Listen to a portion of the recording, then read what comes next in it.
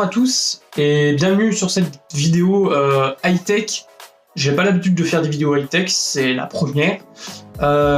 Donc on va, comme vous l'avez pu le voir dans la petite intro que j'ai faite, le Bikebeat Pro 2 de chez Plantronics. C'est pas un placement de produit, je suis transparent avec vous, c'est pas un placement de produit.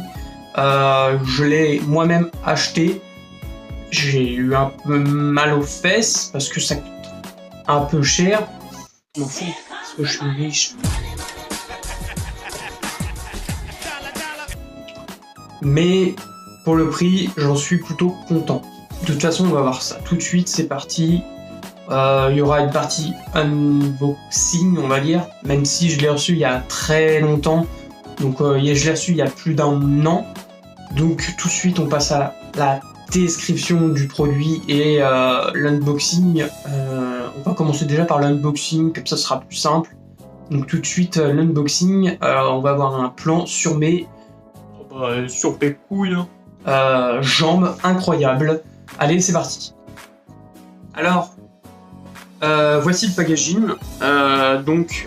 Déjà, on a une housse.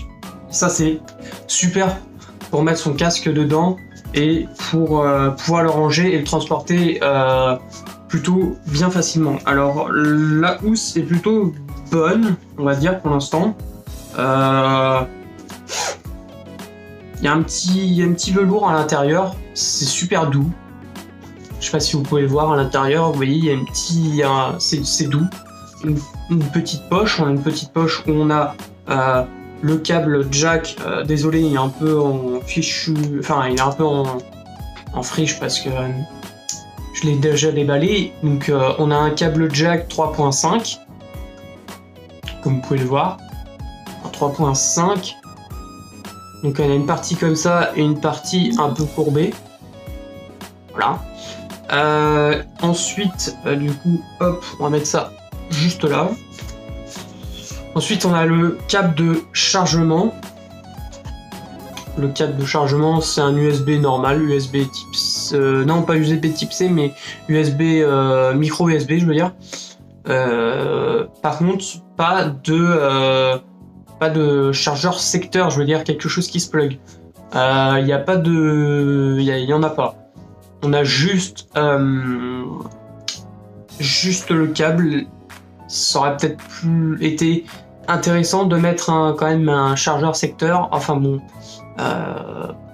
pour le prix, ça aurait été un petit peu mieux, on va dire. Et le grand sujet de la vidéo, comme vous l'avez pu le voir dans l'intro, le casque en lui-même. Alors, à peser, il est assez lourd et assez... Enfin, comment on pourrait dire ça? C'est pas lourd, c'est pas léger, c'est moyen, enfin, c'est assez lourd, on le sent que c'est un bon produit. Comme vous pouvez le constater, c'est du simili-cuir. Je sais même pas si c'est du simili-cuir. Je regarderai, il y aura sûrement marqué cuir ou pas cuir. On dirait du simili-cuir. Le reste est en plastique malheureusement, mais plastique assez dur, je veux dire. Vous voyez, c'est assez résistant. Les coussinets sont assez mous et assez... ils ont l'air confortables. Et vous voyez, pour pas se tromper, du coup, ils ont fait left et right, comme vous pouvez le voir. Donc droite et gauche. Et donc le produit est plutôt bon. Les arceaux sont en métal, comme vous pouvez le constater. Là, vous pouvez voir la prise jack et la prise de rechargement ici. Donc jack et micro USB. Là, vous avez la prise pour désactiver le micro. Alors, quand vous passez des appels, vous pouvez toujours couper le micro. Par exemple, vous êtes en train de communiquer avec quelqu'un, vous coupez le micro. Ensuite, là, il y a le bouton power et le bouton Bluetooth pour l'appareiller, je pense que c'est ça. Oui, c'est ça. il y a un bouton pour l'appareiller, et là c'est pour activer le micro, la réduction de bruit aussi, et ou le mettre en mode simple casque où il n'y a pas de réduction de bruit. Voilà, c'est tout ce que je pouvais vous dire. Sur ce unboxing, on revient tout de suite sur le haut. Je vais faire une transition comme ça à l'arrache. Hop, et on se retrouve en haut. Alors voilà, on est revenu sur le plan fixe. Alors, qu'est-ce que je pense de ce casque? Déjà, il est plutôt confortable. Il est plutôt confortable, ça me m'appuie pas sur, je veux dire, sur les oreilles.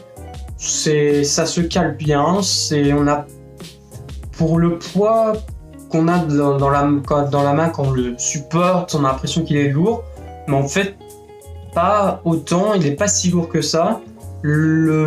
L'arceau ne me gêne pas, c'est confortable. L'annulation, la réduction de bruit est plutôt bonne, pas excellente, comparée au QC35, au Bose QC35. Les 24 heures d'autonomie qu'il nous propose, c'est plutôt correct, même si on n'est pas vraiment à 24 heures pile, on est dans les 23h30 plutôt. Le capteur de musique de pause, le capteur de pause est plutôt bien fait, parce que normalement quand vous écoutez votre son comme ça, vous êtes en train d'écouter votre son, là, comme ça, on s'enjaille, et là vous avez votre musique, et là pas besoin d'appuyer sur aucun bouton, vous avez juste à faire toc, et là ça s'arrête net, ça s'arrête vraiment net. La prise jack, franchement, très bonne idée de l'avoir laissé de l'avoir mis sur ce casque. Franchement, bien joué Applontronics. Alors, un petit comparatif sur le Beckbeat Pro 2 et le QC35 que je vous parlais tout à l'heure.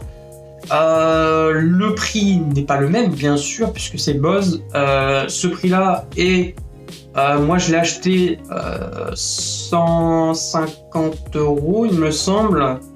Là, il a 20 € plus cher, alors où je tourne. Il est à 170 €. Le QC35 est à 279 €. Alors, au niveau des équipements, il y en a un peu moins sur ce Beckbeat Pro 2 que sur le QC35.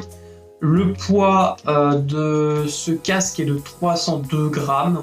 Alors, on a l'impression que c'est plutôt lourd comparé au QC35 qui en fait 235, mais il n'est pas si lourd que ça en fait quand on le porte sur la tête. C'est pas agréable, enfin c'est pas, ça vous fait pas mal au crâne de le porter genre 5 heures ou 6 heures d'affilée quand vous écoutez par exemple du son et que vous n'avez pas envie d'être dérangé. Le seul peut-être point négatif, c'est peut-être que vu que c'est en simili-cuir, ça a tendance à chauffer un peu sur le côté.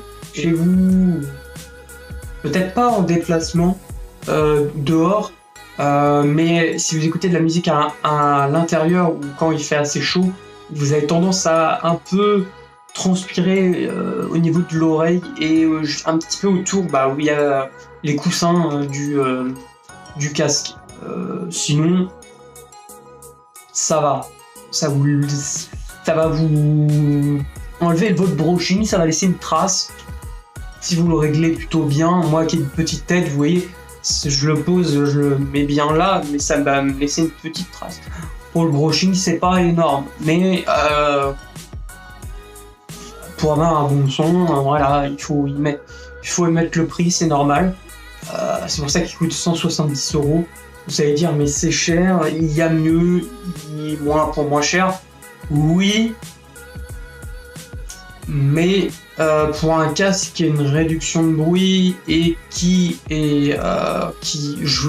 moi je voulais un casque qui ait la réduction de bruit et qui soit plutôt bon au niveau des basses et au niveau des aigus, qui ait un son plutôt parfait. Je voulais à la base acheter le QC35 et quand j'ai vu le prix, je me suis dit bah est-ce qu'il y a moins cher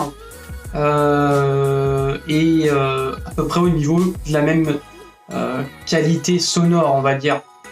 Et j'ai trouvé le Bikebeat Pro 2 qui était à 100 € moins cher et qui était plutôt bon, qui était presque au même stade que le Bose QC35.